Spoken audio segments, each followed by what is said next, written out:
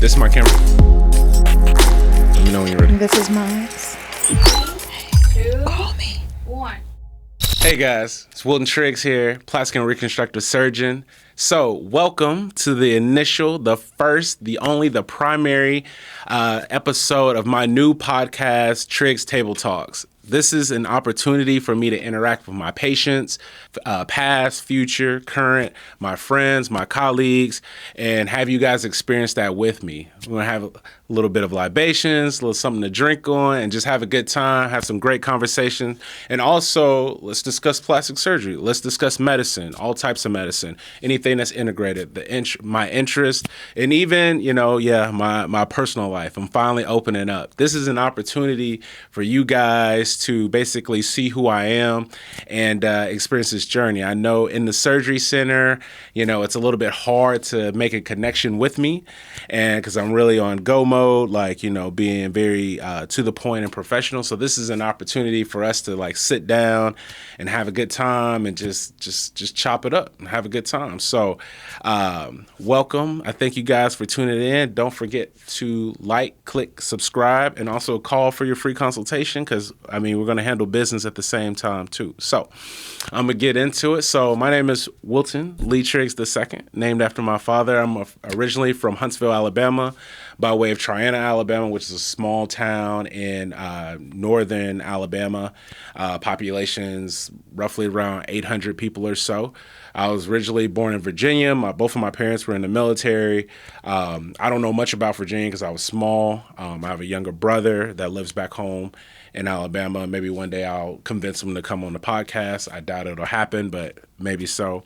I've lived in Alabama my entire life, from the time I was 3 or 4, all the way until I was 18 and left to college.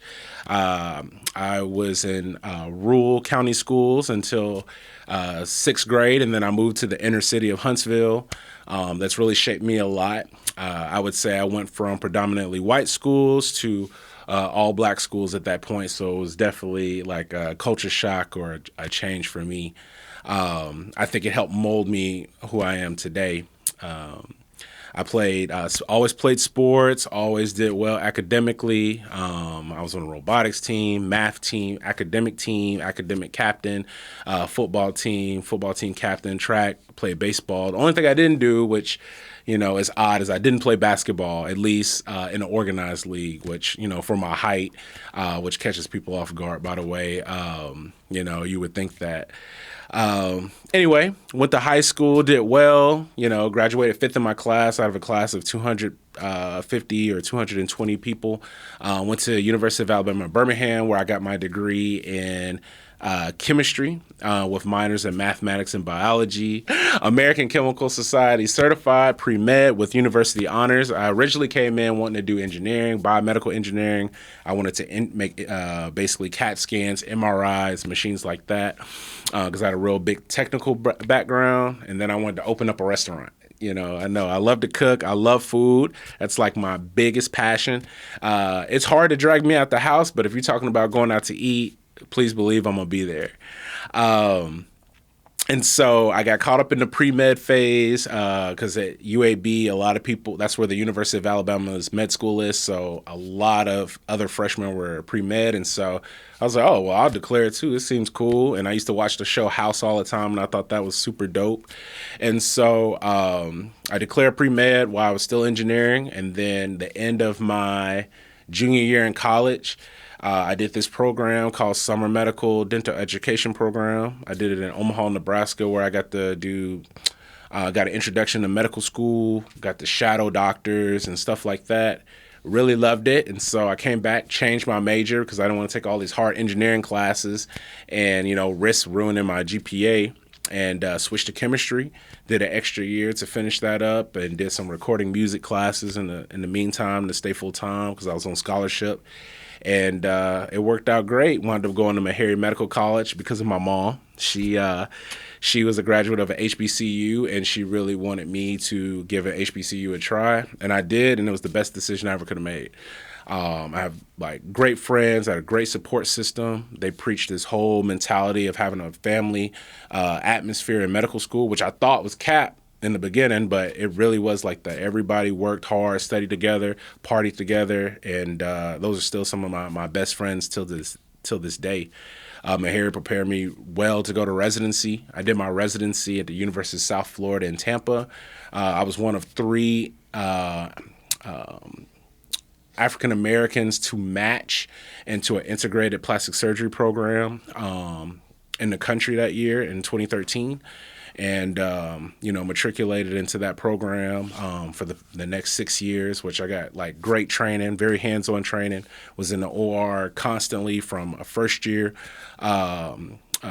resident, also known as an intern, all the way till I graduated and was, that department's first Black chief resident, and then took my first job in Ohio where I did like both reconstructive and cosmetic work, about 50-50 in the hospital-based setting, and was able to wanted to branch out. I wanted to be closer to home, closer to my kids, and so I got a phone call from the surgery center while I was still in Ohio during the time I was looking at different contracts and leaving, which I love the hospital. There's nothing wrong with it. It was just too far away. And, I interviewed down here and I got into the mindset that I wanted to be back in Florida, that I could see myself living in Miami, because prior to, I never wanted to live in Miami. I had been down here for bachelor parties and stuff like that. I thought it was cool, but I could never see myself living down here. And so I wound up moving down. I didn't take that job that I interviewed for, but I found a practice and joined it. And I was there for a few months and then left that practice and joined Vixen, and have been happy with my work-life balance, happy with the people, happy with the ownership. I feel like they have supported me in every way possible. They've really built me into the brand, this national, almost international brand that I am today, and I'm truly thankful for that. They treat me truly as an asset, and they're very open to change, and and I want to thank my patients for getting my name out there and have really supported me. And so I'm very happy here. And, you guys can always pull up on me, for only for consultations. They'll pull up here and try to have this chat, because that's not going to happen. But yeah, I got a couple of questions that I just wanted to touch on. So like the reasons for the podcast, the biggest one is really just to interact. I think I don't get enough chances to kind of interact with my patients on a personal note, or just like, because they see, me on Instagram and on social media. And a lot of times people want to like chit chat and ask me things about my life and, get my perspective on different things. And this is my opportunity to give them. And also just for me to just kind of unwind, be able to, give some of my personal life out, because I've always been a very private person, very tight-lipped. I don't really like communicate stuff like that, but this is my opportunity to do that. And also introduce some of my friends in healthcare and some friends that are not in healthcare, because there's a lot of dope individuals that I hang out with, and I feel like their stories need to be shared, and that people can learn from, and even like, build on their platforms as well.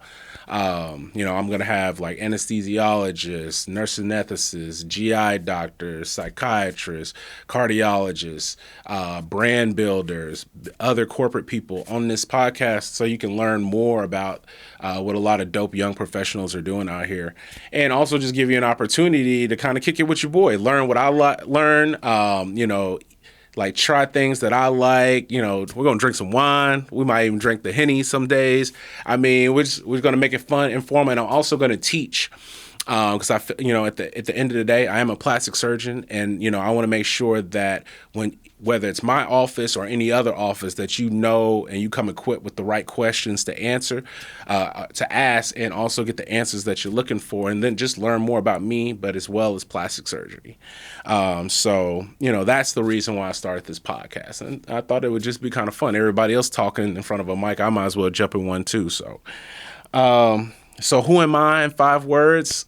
That's a very good question. I am, first and foremost, I'm God-fearing. Number 2, I try to remain humble. I have this quote that I've been saying since probably beginning of residency: stay hungry, stay humble. And I really believe in that. I also believe that personal progress is an everyday endeavor. I'm introverted. A lot of people think that I'm this warm, bubbly person all the time. I'm actually not. Like, for me to interact with people, like, exhausts me. So I'm very introverted, like, very introverted. And so, only with my friends am I, like, really, like, bubbly and stuff like that. So that's just a little tidbit that a lot of people don't, like, believe or even know about me. I'm very family focused. I love my kids. I love my family, my friends. I go home every other weekend to see my kids and hang out with them. My cousins, my best friends from high school, college, and med school. And I still keep in touch with people that I was close with when I worked in Ohio in my first hospital job and even residency. So one of my favorite surgeries is probably breast augmentations and tummy tucks. I like the immediate result of being able to see what's on the table. With breasts, they're going to be up and perky, but I kind of like the technical difficulty of doing like a really good tummy tuck, because tummy tucks they're straightforward, but, to try to like make them as best as possible, there are some little small things that you can do, some little nuances that you can maneuver to really enhance that result. And so that's two of my favorite surgeries. How do I balance my work life and parenthood? It's rough.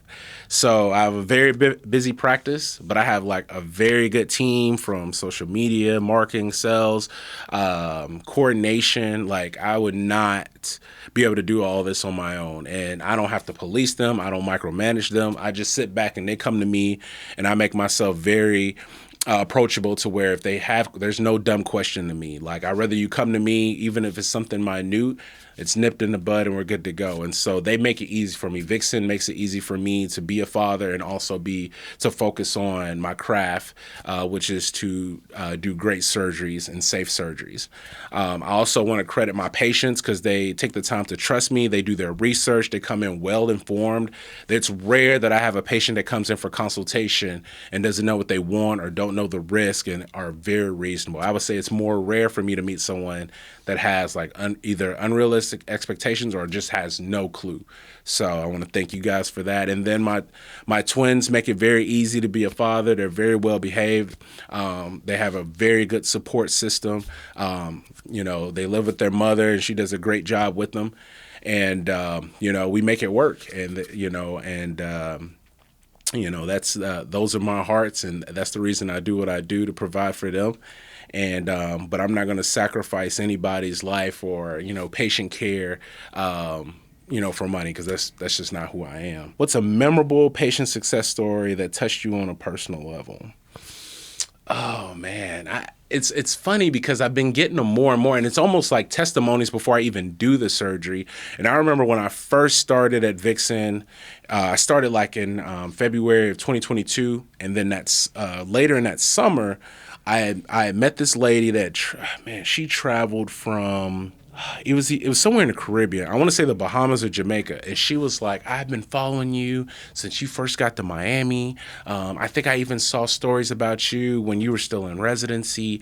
And I just love the example you're setting. And I'm so excited to have surgery with you.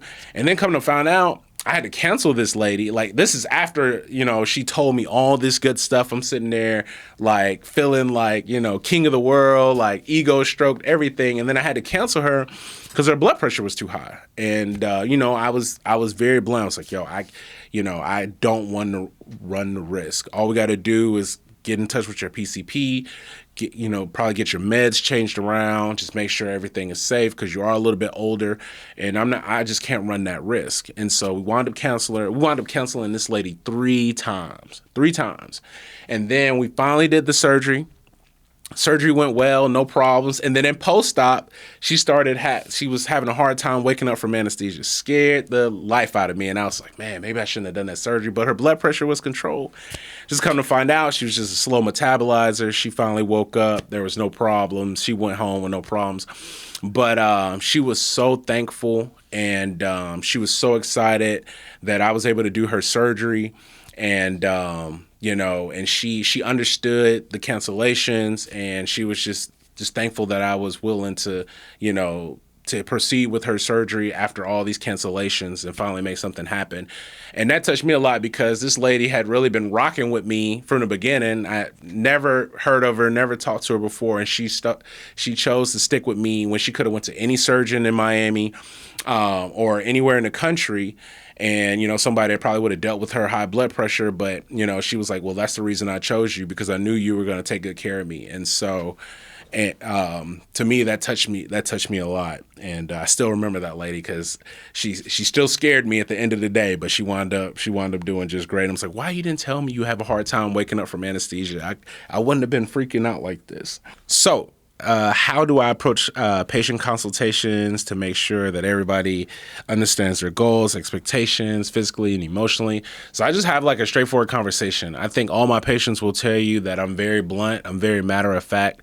I don't sugarcoat things. I mean, I'm always going to be respectful, but I tell the truth. Like if I feel like I can't meet that expectation, I'll let them know, because I don't want them to go in there with these lofty ideas and we don't hit the mark. And so, and I'm also a big proponent of, I will not tell you what you should have done. I ask you for what you want done and if we can do it, or what's the goal the look or the goal you're going for. And I give you my honest medical opinion from there. And I feel like that's what kind of differentiates me from other surgeons. Like I'm not going to tell you, but I'm going to break it down to like get you to that goal. And I'll let you know if it's going to take multiple surgeries to get there, but I'm going to be straightforward, honest with you, and we're going to be safe about it. And so that's how we're going to rock. So, that's kind of what I do. I try to be open, honest. I try to like make sure they ask, and I always try to make sure they have enough time to ask questions, because I know when my parents go to the hospital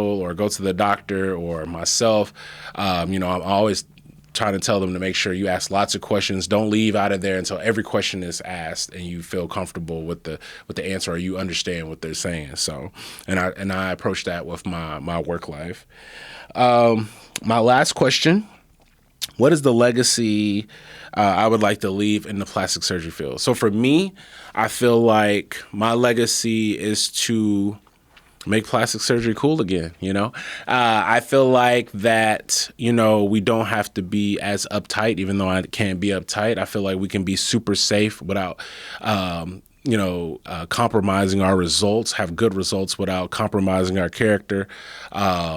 And I think that I just want to be able to be, a surgeon out here that's being safe, doing great work, and then, just seem like a normal person. Not trying to portray myself as some god in the OR. So I'm like, like statuesque plastic surgeon. I'm just like a regular dude that just happens to be a plastic surgeon that likes to drink wine, kick it with his twins on the weekend, and go out from time to time. And I'm just, I'm just a regular person.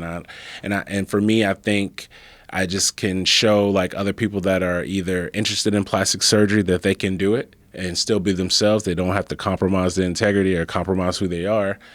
And that's it. I don't need to like reinvent the wheel or come up with some crazy procedure or some latest technique. I don't have to do all that. I just operate and I kick it. And so thank you guys for tuning in for my first podcast. I hope you learned some things about me. Click like, subscribe to this. Also click the link for your free consultation.